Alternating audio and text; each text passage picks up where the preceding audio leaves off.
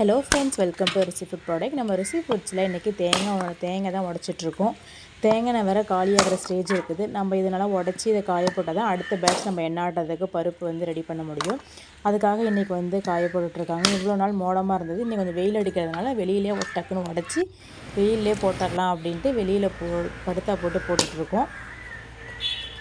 இது பார்த்திங்கன்னா நம்ம டேரெக்டாக மரத்துலேருந்து விழுந்த காய் தான். நம்ம இதில் திரண்ட காய் தான் மரத்துலேருந்து விழுவோம். அந்த மாதிரி காய் நம்ம ஆட்டினா தான் எண்ணெய் நல்லா தெளிவாகவும் இருக்கும், நல்லா வெள்ளையாகவும் இருக்கும். இது பார்த்திங்கன்னா தேங்காவிலேருந்து வந்தது.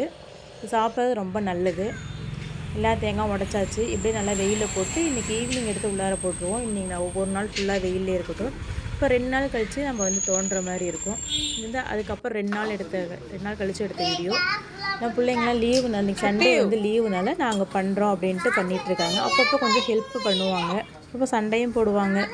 இந்த மாதிரி தான் நம்ம பருப்புலாம் ரெடி பண்ணி தேங்காய் ஆட்டுவோம். உங்களுக்கு யாருக்கோ சுத்தமான தேங்காய் எண்ணெய் தேவை அப்படின்னா ஸ்க்ரீனில் தெரிய நம்பருக்கு வாட்ஸ்அப் பண்ணுங்கள். நம்ம சேனல் எதாவது ஃபஸ்ட் டைம் பார்க்குறீங்கன்னா மறக்காமல் லைக் பண்ணுங்கள், ஷேர் பண்ணுங்கள், அப்படி சப்ஸ்கிரைப் பண்ணுங்கள். நல்ல உணவு நலமான வாழ்வு. தேங்க்யூ.